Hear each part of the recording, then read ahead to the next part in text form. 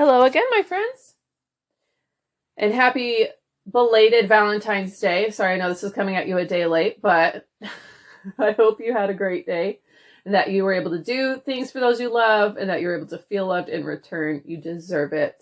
I was loving it because I got these little rubber ducks and then attached Valentine's like, I'm a lucky duck to have a Valentine like you, right? Just something super punny, super cheesy. And they turned out so cute.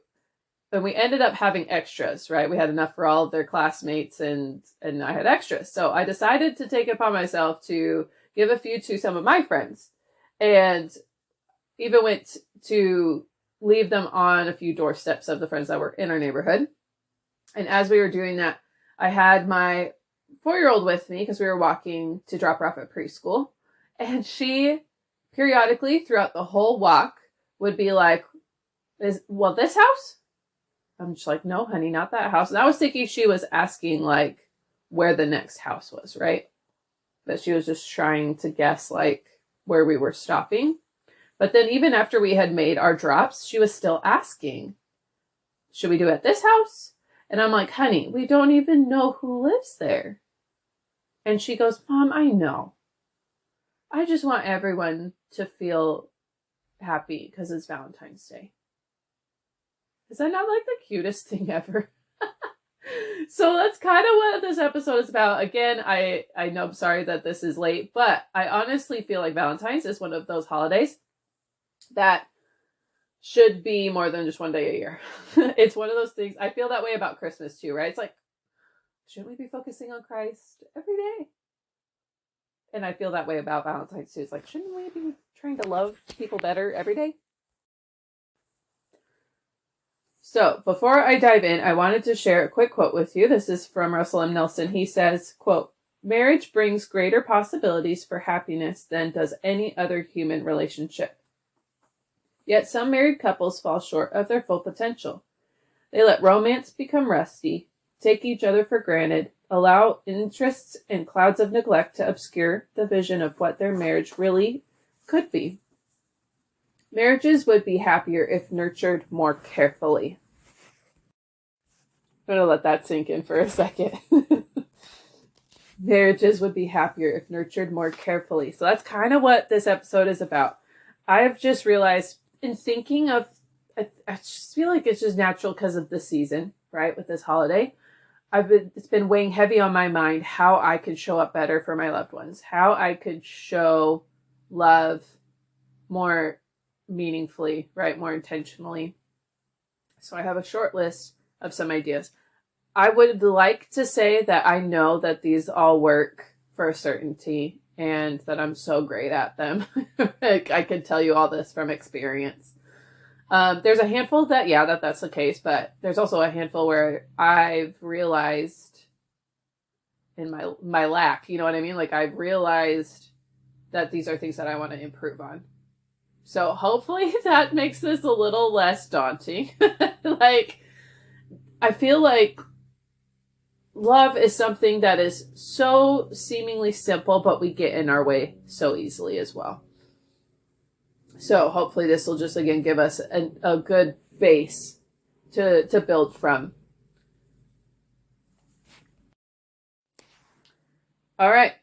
So first one is to assume the best of our partner. Again, seemingly simple, but I do find myself in low moments where I am judging almost, where I'm kind of thinking of my spouse and their actions and coming from a place of my own insecurities, coming from a place of my lack of communication, coming from a place of my past experiences, and not assuming the best. But in reality, I always get humbled, right? Because then we have the argument, we have a conversation, and it's like, oh, once I see their point of view, I'm like, okay, I'm in the wrong here. Like, sure, there are things that they could have been doing better. Like, there's always that. Everybody has their things, but I get humbled real fast because their intentions were always good, always good. So assume the best of your partner. Next, get to know how you love and communicate those needs. So honestly, we all know 5 love languages, right? That's a thing. This is my encouragement to retake the quiz, honestly. I did recently for the first time since like early marriage. And I do feel like there are some ones that are like key to my personality, right? But there's also a few that have shifted. And I do feel like it comes from where your priorities are at. So I think that it does behoove us to retake it, to revisit it every once in a while and just kind of see, right? Like just kind of have that evaluation, have that moment of introspection where you're just like, okay, what is my character? What is, most important to me right now in this season? And then make sure you're really good at communicating those things to your partner. I'm really bad about the communication part. Again, something seems so simple, but we definitely get in our own way where we have these expectations, they're not communicated, they're not met, and then resentment sets in. So it's good to know what you want and then say it, obviously. Next was to get to know how your partner loves and then be intentional in doing things that fall under those categories. I find for me, like, for example, one of my big ones, I don't think it's the top one, but one of my really big love languages is acts of service. And it always has been. That's a way that I feel loved, and it's a way that I show love, on both sides of the coin. It's something that's really a part of my makeup, honestly. So I find myself doing things like that, right? Where I'm trying to physically do things for my spouse to help them out. And while it's appreciated, it's not necessarily his top need, if that makes sense. It might not be exactly what he's looking for at this given moment in time. So something to think about, right? Just slow down. You might be doing things and that's great. And I'm sure that they're noticed and appreciated, but it's definitely good to make sure that it's what they need. That you're being more intentional with your efforts. Next is to express gratitude. So easy, but so overlooked, right? Find one thing at some point during the day that you can thank your partner for. It will go so simple, but goes such a long way. The next two really go hand in hand. It's be an active listener and then ask them how they are. So I feel like so important that we take an interest in how their day was, in what they're doing, in their interests, but it does nothing if we don't actively listen, right? And then honestly, like revisit that information in future conversations and future decisions that we make of things that we can do for them. Next, notes, texts, calls, just little things to let them know we're thinking about them. PDA.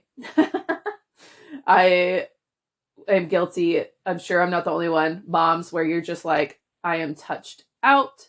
I am sensory overload right now. Your kids are driving me nuts. Like, don't touch my hand. Like, don't hold my hand. Don't touch me. Don't look at me. Go away. So I think that that's something that just slow down. They mean well. Breathe through it, people. Next, compliments and encouragement. I think that that's important, even if like words of affirmation isn't necessarily high on their list. I do feel like there is a certain level of need for that in every human being. And then last but not least, be their loudest supporter. I saw somebody post something to the effect of like, be a cheerleader in public, right? And then correct in private. And I love that idea that you should be the person that is talking up your partner. You should be the person that is, supporting them the most out of anyone else in the world. I stumbled upon this quote, and I don't know who said it, so anonymous, but I absolutely loved it. This is kind of the end goal here.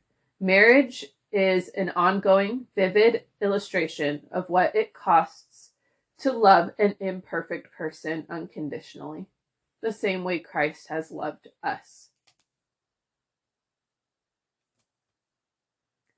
I just saw a reel from another podcast that I'm going to start crying. I'm sorry, guys. I feel like once an episode, Miranda gets emotional. I do apologize. I swear, this is just like my audio diary here sometimes. Anyways, but so I was listening to this reel, and she was talking about if somebody were to sit down and ask her who Christ was, or who Christ is, excuse me, that she it would be very difficult to describe him without talking about who has taught her about him. And she proceeds to make this list, like Grandpa taught me he could pave a path for your life that is so thrilling. My mom taught me that he can lead me through any situation. My brother taught me that he's always in your corner. He never gives up on you. She just goes on and on, right? This big long list of people, and each of them portraying, teaching her through their actions, different characteristics of Christ. And it just makes me think of this quote. What an opportunity that we have to have these relationships, to learn this skill, to love an imperfect person unconditionally, and get just a small glimpse into how Christ sees us.